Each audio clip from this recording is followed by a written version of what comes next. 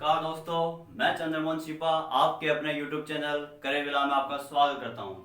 जैसा कि अपन ने लास्ट क्लास में मोनेरा के बारे में पढ़ चुके थे, तो आज अपन स्टार्ट करेंगे प्रोटिस्टा के बारे में। पिछले दो क्लासों में अपन बता चुके थे क्लासिफिकेशन ऑफ किंगडम के बारे में कि प्रोटिस्टा जो है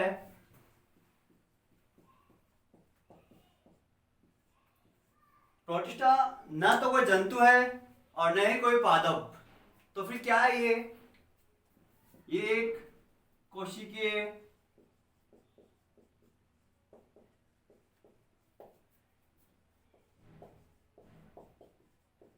यूकेरियोटिक जीव है।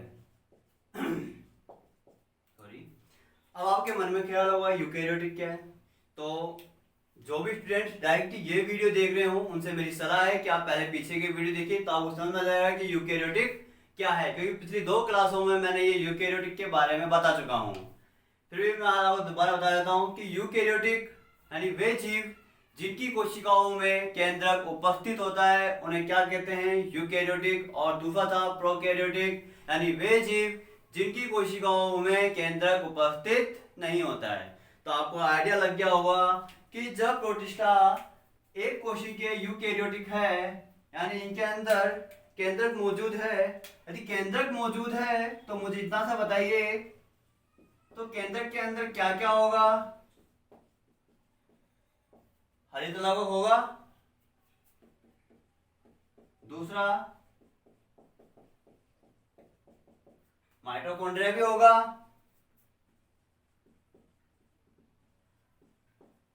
अंतःप्रद्रव्य जालिका भी होगा, जिसका नाम है इंग्लिश में एंडोप्लाज्मिक रेटिकुलम। ठीक है, क्या क्या होंगे?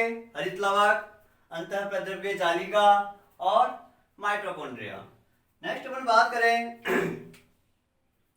कि ये अधिकांश जो प्रोटिस्टा जो मेंबर्स होते हैं वो सारे कैसे होते हैं? जलीय होते हैं। कैसे होते हैं? जलीय होते हैं। पहली चीज कि प्रोटिस्टा एक कोशिकीय यूकेरियोटिक जीव है। दूसरा कि केंद्रक जो है इसके अंदर मौजूद होता है, अगर केंद्रक मौजूद है तो फिर हरित लवक, अंतःप्रद्रव्य जालिका और माइटोकॉन्ड्रिया उपस्थित होगा। बिल्कुल। उसके बाद कि अधिकांश जो प्रोटिस्टा होते हैं वो कैसे होते हैं? जलीय।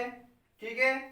नेक्स्ट अपन बात करें कि ये मूव जो प्रोटिस्टा जो जीव है वो मूव किस प्रकार से करते हैं, यानी गमन किस प्रकार से करते हैं वो। ठीक है, तो वो जो गमन करते हैं एक तो करते हैं सीलिया के द्वारा और दूसरा है फ्लैजिला के द्वारा।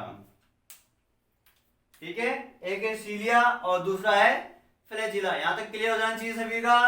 मोटा मोटा बताया है सिर्फ, और ये आपके एग्जाम में पूछा जाता है कि प्रोटिस्टा है, आपको आंसर आ जाएगा क्या? एक कोशिकीय यूकेरियोटिक जीव है। दूसरी बात कि इनकी कोशिकाओं में केंद्रक उपस्थित होता है और केंद्रक उपस्थित होगा तो अंतःप्रद्रव्य जालिका, एंडोप्लाज्मिक रेटिकुलम और माइटोकॉन्ड्रिया भी उपस्थित होगा। नेक्स्ट अपन बात करें कि प्रोटिस्टा के जो अधिकांश सदस्य होते हैं वो कैसे होते हैं? जलीय होते हैं। नेक्स्ट कि जो ये मूव करते हैं एक स्थान से दूसरे स्थान पर गमन करते हैं, ये किस आधार पर करते हैं? एक तो करते हैं सीलिया के आधार पर, दूसरा है फ्लैजिला के आधार पर। यहां तक सभी का क्लियर?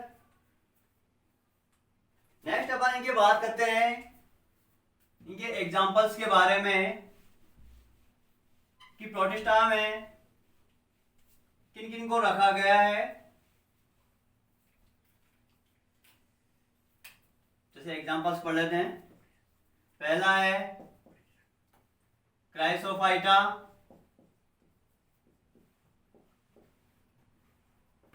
ठीक है। दूसरा है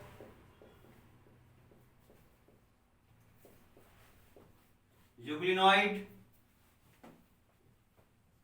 तीसरा है आउपंख कवक और चौथा है प्रोटोजोआ।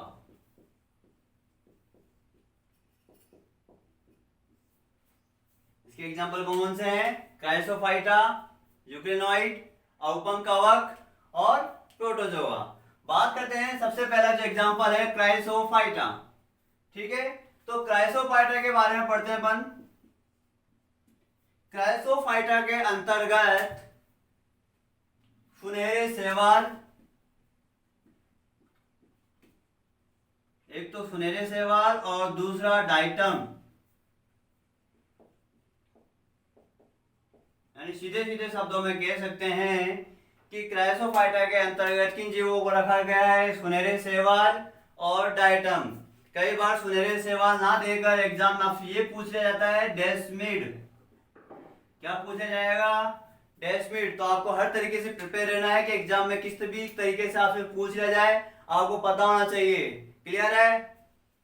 दूसरे अपन बात करें कि क्राइसोफाइटा के जो जीव है इनके अंदर जो सेल वॉल होती है मौजूद होती है। क्राइसोफाइटा के अंतर्गत सेल वॉल मौजूद होती है और जो सेल वॉल की जो शेप होती है वो कैसी होती है?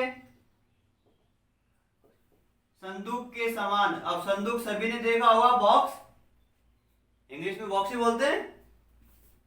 बॉक्स यानी कि इस प्रकार से दो कपाटों से मिलकर बना हुआ क्या कहलाएगा? संदूक। यानी सीधे सीधे शब्दों में कह सकते हैं कि क्राइसोफाइटा की जो सेल वॉल होती है वो एक प्रकार से दो कपाटों से मिलकर बनी हुई होती है।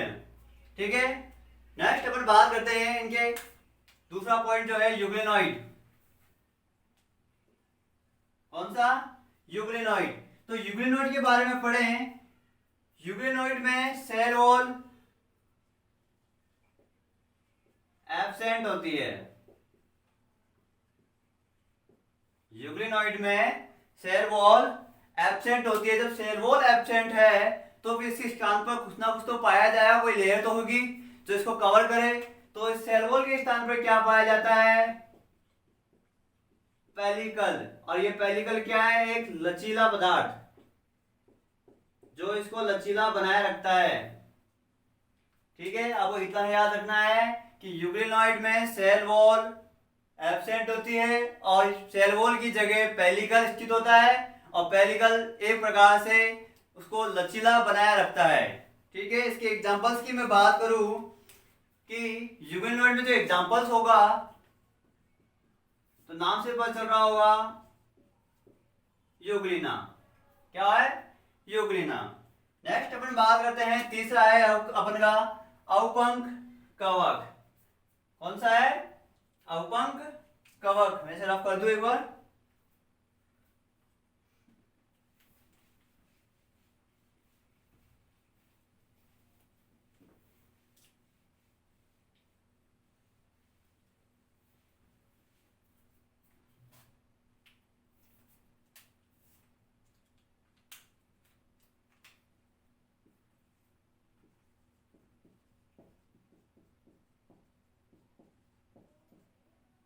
क्राइसोफाइटा हो गया है, दूसरे नंबर पे अपना यूग्लिनॉइड हो गया है और जो तीसरा पॉइंट है वो है अवपंक कवक। इंग्लिश में बोलते हैं स्लाइम मोल्ड्स। इसके एग्जांपल्स की मैं बात करूं, सिम्बेला, नेविपुला,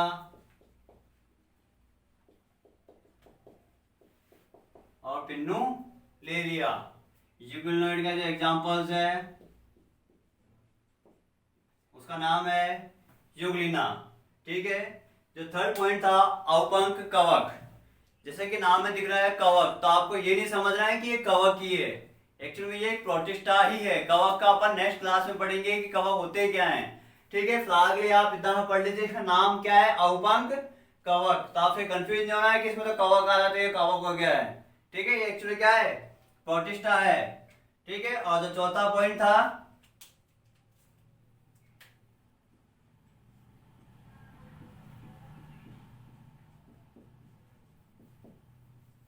वो है अपना प्रोटोजोआ।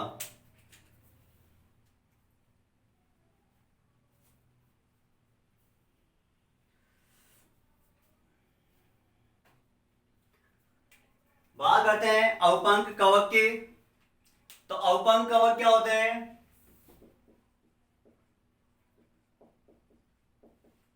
मृतपोषी होते हैं। अब मृतपोषी क्या है? मृतपोषी के बारे में आप पहले भी जान चुके हो कि मृतपोषी वो जीव होते हैं जो सड़े गले पदार्थों से अपना पोषण प्राप्त करते हैं। ठीक है। सेकंड पॉइंट की मैं बात करूं इसका, अवपंक कवक जो ये है अनुकूल परिस्थिति में,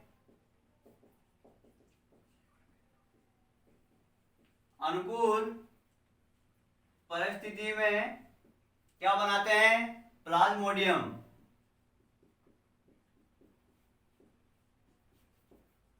स्लाइम मोल्ड्स जो हैं वो अनुकूल परिस्थितियों में, यानी जो अपने इसके वातावरण के साथ होती है वहां पर क्या बनाते हैं? ये प्लाज्मोडियम बनाते हैं। दूसरा पॉइंट क्या, ये कैसे जीव होते हैं? मृतपोषी होते हैं। ठीक है। एग्जांपल्स की मैं बात करूं,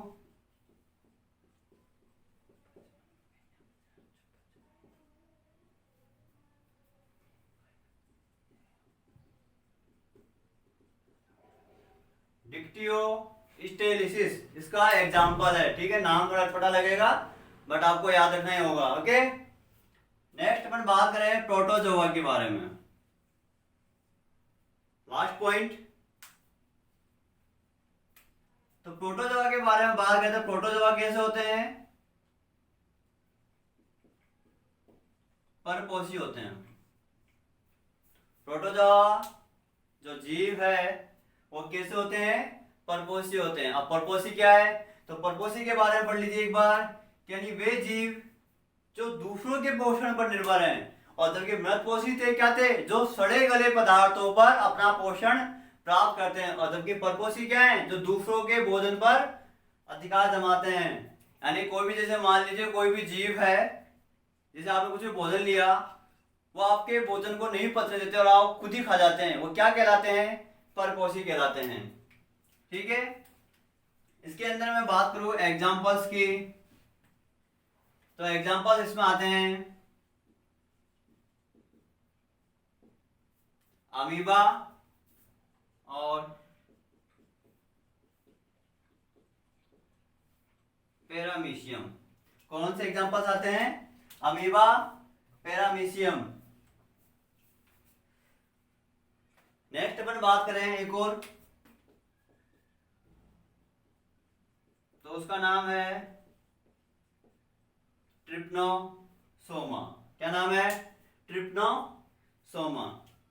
जैसे कि अपन ने आज की क्लास में चर्चा की है प्रोटोजोआ सॉरी प्रोटिस्टा के बारे में, तो प्रोटिस्टा को अपन ने 4 समूहों में बांटा है। एक तो था क्राइसोफाइटा, दूसरा था यूग्रेनोइड, तीसरा था अवपंक कवक और चौथा था प्रोटोजोआ।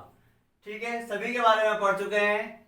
एक एक का एग्जांपल भी याद रखना है आपको कि क्राइसोफाइटा का सिम्बेला, नेविकुला और पिन्नुलेरिया। नेक्स्ट जो था यूग्रेनोइड, उसका भी एग्जांपल आपको याद रखना है। क्या नाम है? यूग्लिना। लास्ट जो सेकंड लास्ट जो पॉइंट है थर्ड नंबर का, स्लाइम मोल्ड्स यानी कि अवपंक कवक, ये कैसे होते हैं? मृतपोषी होते हैं। और इनका जो एग्जांपल डिक्टियोलिसिस। ठीक है। Next last point protozoa. और जो प्रोटोजोआ होते हैं ये क्या होते हैं? परपोषी जीव होते हैं, यानी कि दूसरों के भोजन पर अपना पोषण प्राप्त करते हैं। और इसके जो एग्जांपल्स हैं वो है अमीबा, पैरामीशियम और ट्रिप्नोसोमा। तो आपके एग्जाम के पॉइंट ऑफ व्यू से आपसे डेफिनेशन है वगैरह कुछ नहीं पूछे जाएंगे, सिर्फ और सिर्फ आपको जो एग्जांपल्स हैं वो याद रखने हैं। ठीक है। इतना हो पाएगा?